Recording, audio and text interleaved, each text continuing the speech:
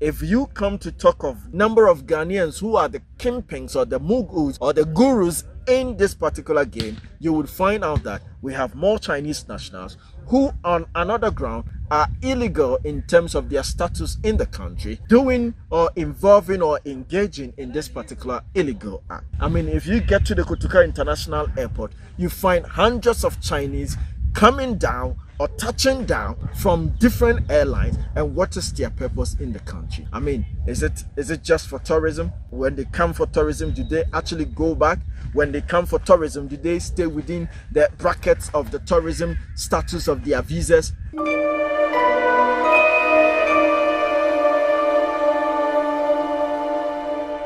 Illegal miners in China face criminal charges that leads to prison sentences, particularly when they mine in restricted or protected zones, and if whatever it is they mine is a rare element.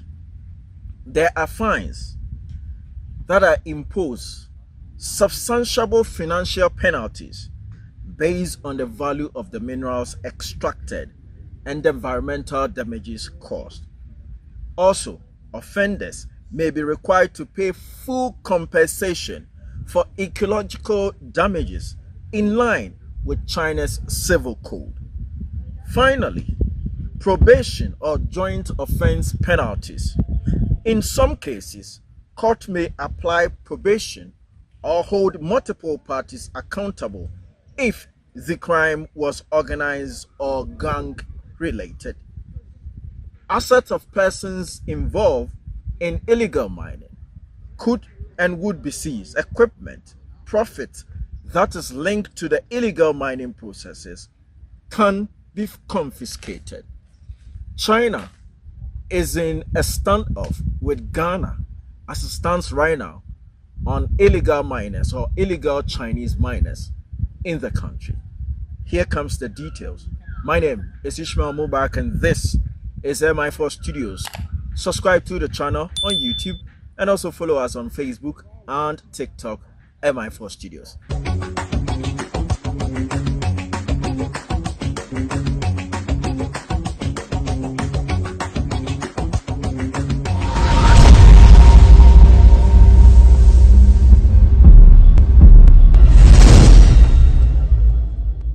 Currently in Ghana, one of the biggest menace in the country is the illegal mining that is termed as galamsey.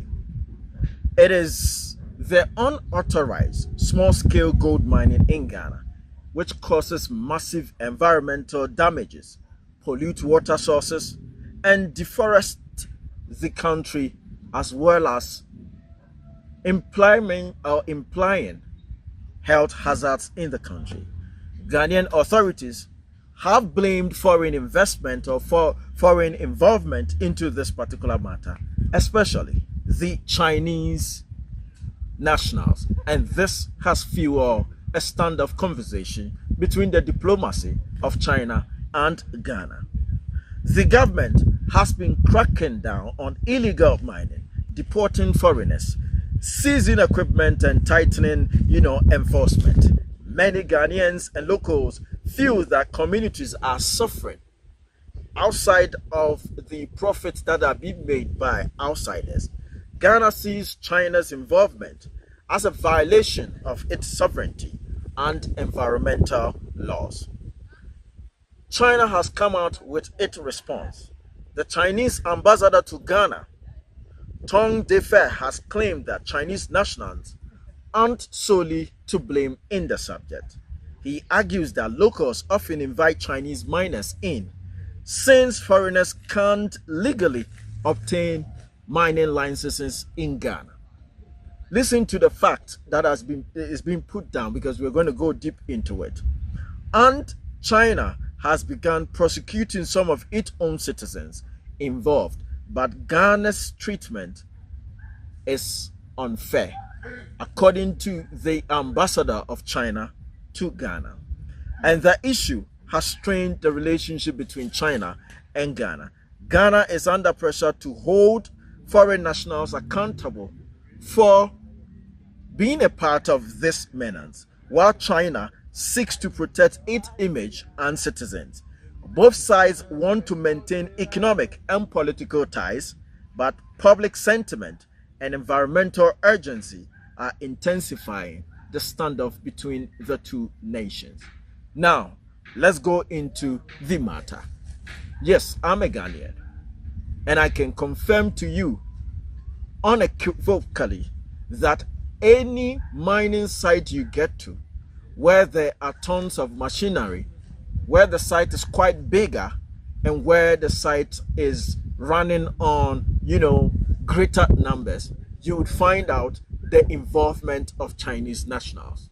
Yes, the ambassador is not wrong to say that according to the legal standards of Ghana, in terms of licensure for mining, both, small scale mining and large scale mining, no national from outside of Ghana can just walk into the country to acquire the license.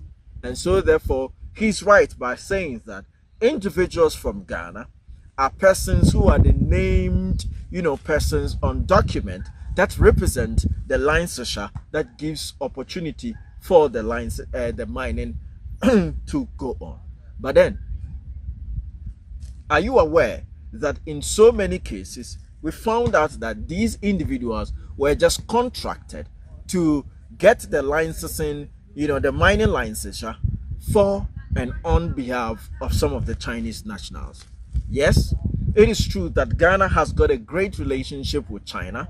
We all do remember that a fortnight ago, China had, offered 0% tariff to the entire 53 states of nations in Africa in terms of what they export to China.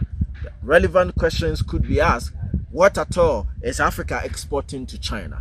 Well, few individuals who might be taking advantage of exporting goods and services into China are definitely benefiting from it, and they are Africans. And this is a bilateral relationship which is going to stay for quite a long time, and we do not know what the future holds for Africans in terms of exportation to China.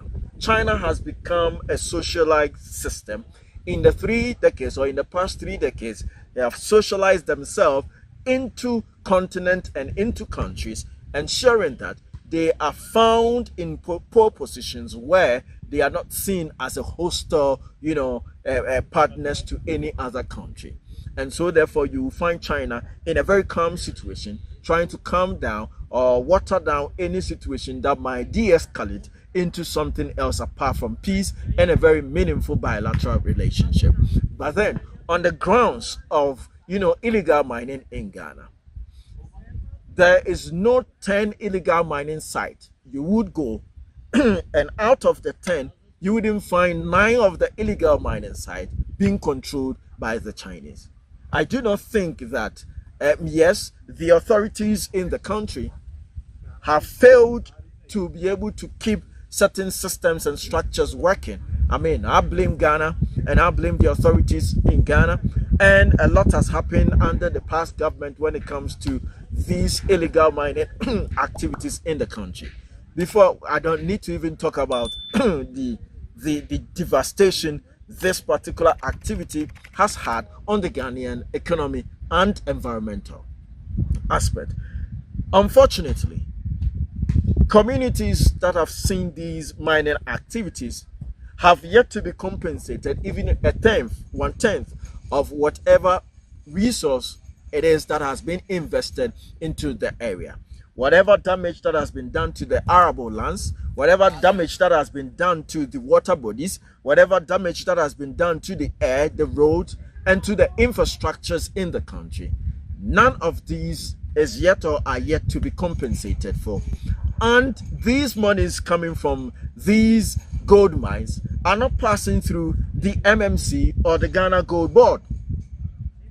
Investigations have proven that Ghana government, when gold is sold out of the country, it returns back to the country as forex, so that the country is able to, cushion its forex or cushion its currency against the international or the trading currencies. Right. Now, since these minerals are taken out of the country illegally and do not pass through the right channels, the country, after suffering all of these damages from water losses, from arable land losses, from health hazard, and whatever it is that it has lost in this particular operation, the country also loses taxes and forex back into the country. And so therefore it has become just a point of siphoning, just a point of milking, and nothing is returning. Even as common as land reclamation, which is a major part of any mining licensure, has yet to be observed by any or major of these miners in the country. Yes, it is true. I can confirm that so many Ghanaians have also led these Chinese nationals to or into the country for these same activities, and they are equally to be blamed. But then, if you come to talk of the number of Ghanaians who are the kingpins or the mughals or the gurus in this particular game, you would find out that we have more Chinese nationals who on another ground are illegal in terms of their status in the country, doing or involving or engaging in this particular illegal act. And so therefore, with the popularity of who is doing what, and China is trying to save face on the diplomatic grounds in the world, it doesn't want its citizenry to be seen as invaders of any economy, because China has a lot of people coming down into Africa, coming down into Ghana and certain other areas. It doesn't want to create that notion that persons from their country are invaders, or they involve themselves in illegal activities when they find themselves in the country. But unfortunately on this particular side, persons who have arrived in Ghana have actually done China more good than bad, more bad than good, I beg your pardon. Started with the Aisha One case, being deported as according to how the law was then. Aisha One goes to China and comes back into the country illegally through a different border, not through the Kotoka International Airport. This is something that is of a great diplomatic disrespect. But then, with bilateral relationships, I think the country took it cool and did what they had to do, and then punished Aisha One and sent Aisha One back. But then, majority of these persons coming down into the country have illegal entry status in terms of being in the country above the stipulated time they ought to be in the country. Many of these Chinese nationals engage in whatever that is happening in the bushes and in the reserved areas, do not have the requisite legality to be working in Ghana, yet they are working in Ghana illegally, and they are also mining illegally, and they are mining in restricted areas. That is why in the beginning I read to you what the punishment is if anybody in China mines illegally in China, especially in areas where there are rare elements or rare substance beneath the earth, and you mine it. The kind of punishment that is going to be given you is a huge punishment. The Supreme People's Court has emphasized a green principle in sentencing, meaning ecological harm is a major factor in determining punishment. Mining in ecological red lines, major river basins, or during restricted periods is punished most harshly in China. And in China, the specific punishment for illegal mining can be quite severe, especially when it involves ecological sensitive areas and strategic resource involved. And I've already mentioned that Chinese government or the Chinese Supreme Court will put you behind the cells in a very long time, and you're going to be severely punished for that. And it is a big criminal offense.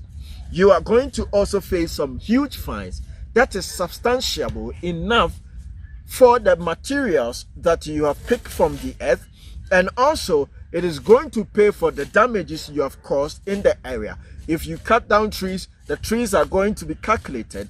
If you turned out the arable lands that they needed, you're going to pay for reclamation of the land. The duration for the reclamation of the land is going to be your charges, and as outside of that, you're still also going to pay for the very materials that you took. If it is a water body, they are going to find a way to quantify how much that water body is going to cost for you to pay. That is how severe mining illegally in China is going to be. Now, diplomatic sentiment. In China, Ghanaians who would want to go to China would require a visa to go to China. The Chinese citizens need a visa to come to Ghana. It's a simple question that you need to ask yourself. If you ask yourself that question and the answer is no, then that tells you how the diplomatic sentiment is a laid down procedure that benefited them. In this case, Chinese need or require a visa to come to Ghana, which means it takes a Guinean embassy to determine that all those number of Chinese persons in Ghana qualify to be in Ghana. So, if you have a nation that is struggling with the citizens of a specific country, and that is easily getting visas into the country, and when they come, they are often in the illegal business of the country, destroying natural resources, and yet if you continue to offer more visas to these people, then whatever activities they may have engaged in when they arrive in the country, the first respondent for the blame is you, the country that issued the visas. Yes, Chinese citizens do need visas to enter Ghana. As of 2025, they must apply for a sticker visa before traveling. These visas typically allows for a short stay of up to 3 months and must be obtained in advance through the Guinean embassy. And so therefore, these 90 days, that is what they are expected to spend in the country. And yet, these persons have spent years and years in this country, mining upon mining upon mining upon mining. And the country's immigration system is unable to check the numbers that are trooping in one, and then the numbers that are legal to be in the system or illegal to be in the system.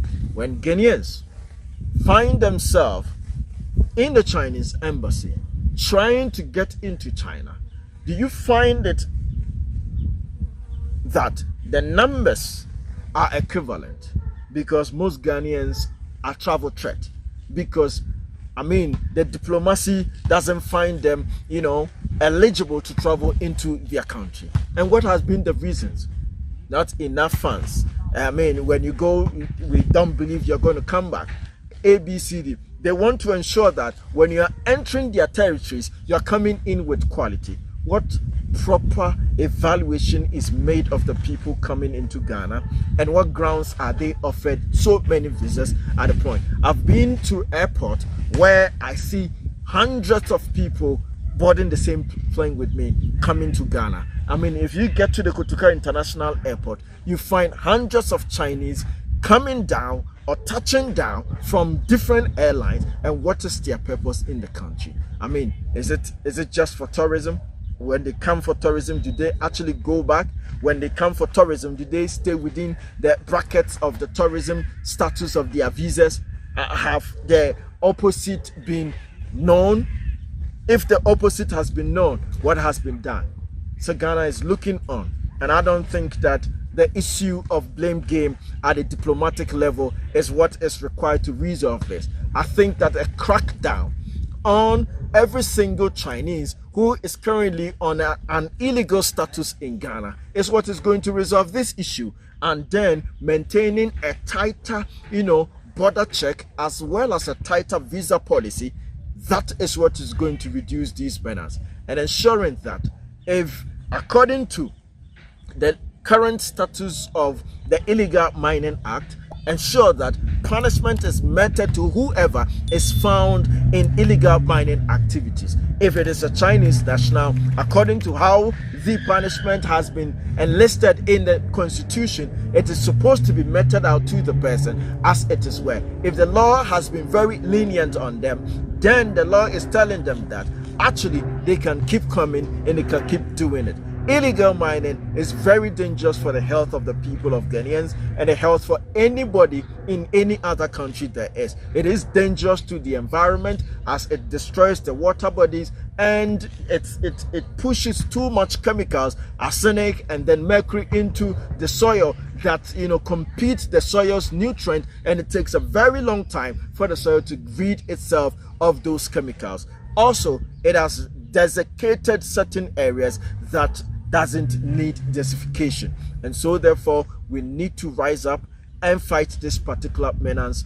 And I think that diplomatically there's a lot to be done, and Ghana is lacking behind in terms of their steps and their activities to ensure that this menace is kept or reduced to the lowest or the barest minimum. My name is Ishmael Mubarak, and this is MI4 Studios. Subscribe to the channel on YouTube and follow us on Facebook and TikTok, MI4 Studios. Thank you for watching.